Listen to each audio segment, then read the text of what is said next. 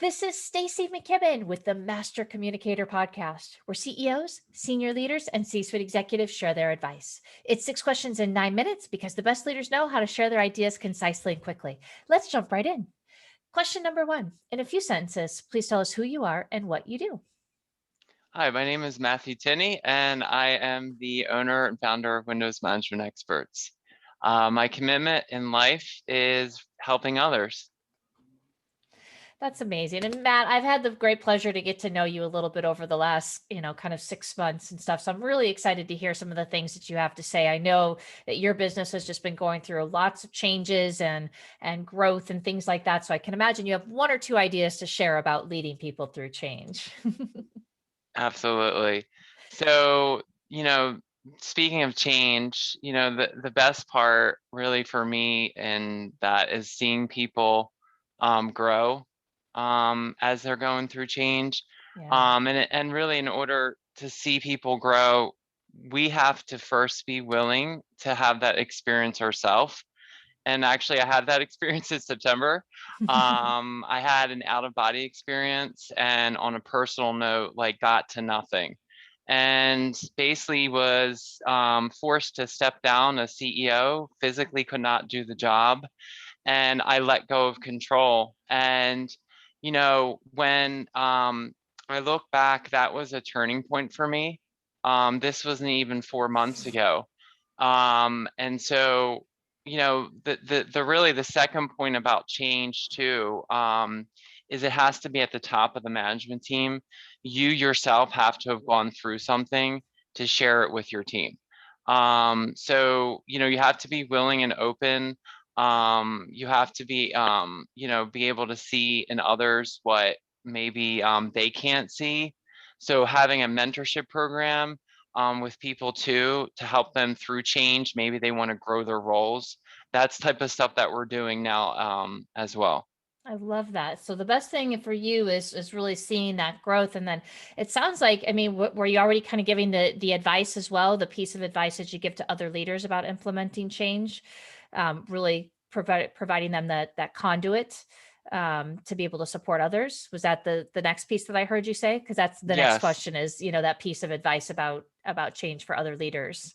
Yeah, well, exactly. Again, it starts within. It's really been a personal experience for me. Yeah. So you really have to, and I don't tell anyone what to do. You can lead by example, right? So when I went through what I went through, I shared it with my team, and it made it a completely different culture because you see a leader being more authentic with the team, and it really creates an authenticity within the company as a result of that.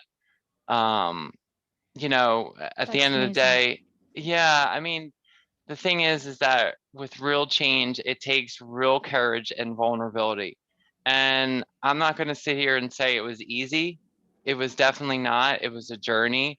But at the end of it, I can see that the huge difference it's made, and also empowering people too. Empowering them to be their best self. Yeah, for sure. Well, it's interesting, as you thank you for sharing, that story with us, because I think that, you're not alone in experiencing some of these things. And as leaders, it's important, I think, for us to recognize that we don't always have to be the strongest, smartest, fastest, or whatever one. Sometimes we do have to lead through that vulnerability. So as you think about that, I've been hearing from a lot of other leaders that um, leading teams remotely has been a real challenge, that they don't get the benefit of doing the walk by leadership. They don't get the benefit of just kind of overhearing people at the water cooler. I'm curious, have you guys been experiencing that as well? And how have you handled that? What tips might you have on that topic? So the first thing is responsibility. Taking full responsibility for how it goes, no matter how good, bad, or ugly it can get. So the responsibility ownership will actually set you free as a leader, and that's really where the magic and miracles happen. The other thing is employee engagement. You Yeah. know, finding creative ways to really motivate and excite your team to reach new heights. Things like social hours, games with prizes. We're doing an employee rewards portal where they can shop and get things on points. Things like that are extremely important now, especially after my own personal awakening. The other things are surveys, you know, finding out where your employees are discreetly, extremely important to have the data to back that up. And, you know, the other things are really around being an authentic self, be your authentic self, be on video. Like, you know, I see a lot of people with, you know, these backgrounds, and that's all great. And I totally get it. But it's okay to have your background be wherever your physical space is, because that represents who you are.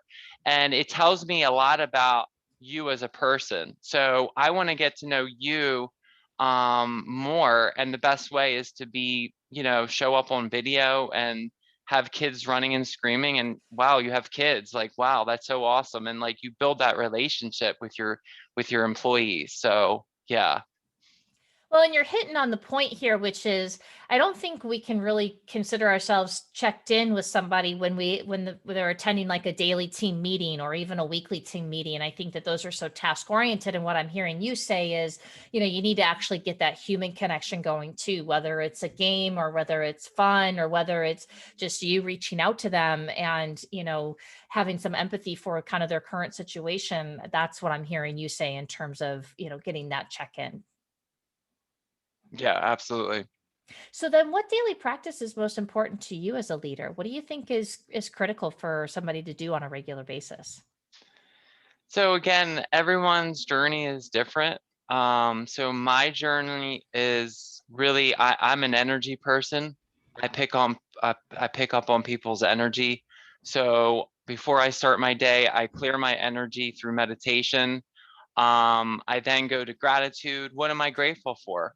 What shows up, and writing it down, and journaling too. That's another practice that's become very important for me.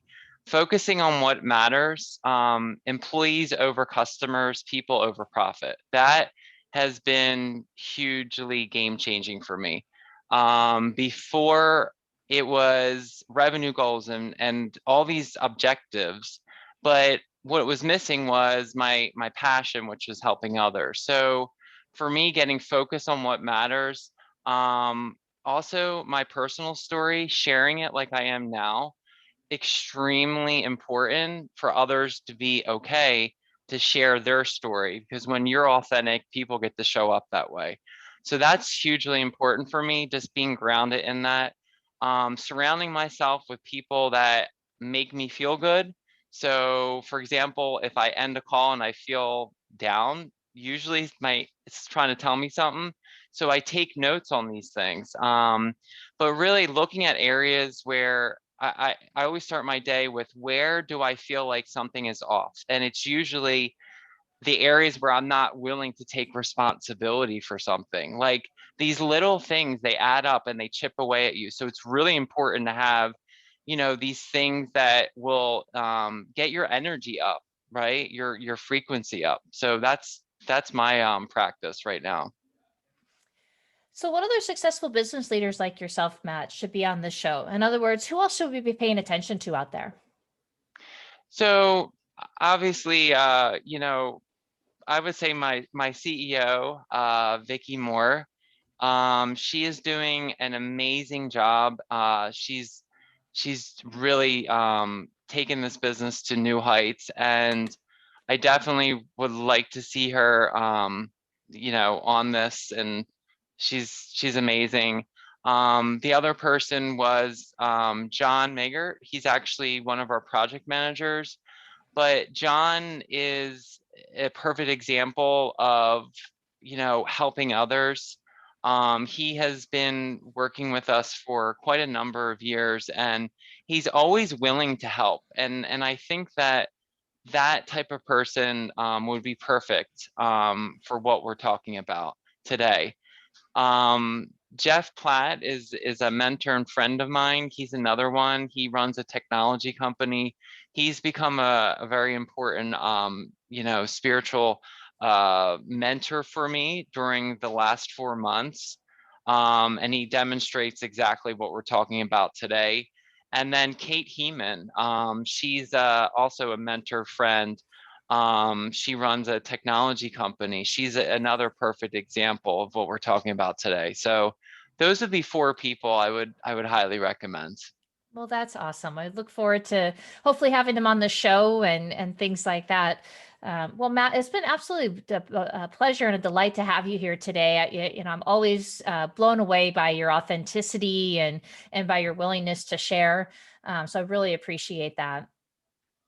Thank you. Of course. So this is Stacy McKibben with the Master Communicator podcast. For more ideas and insights, please do go check us out at www.concilioteam.com. And we look forward to seeing you again next time. Take care.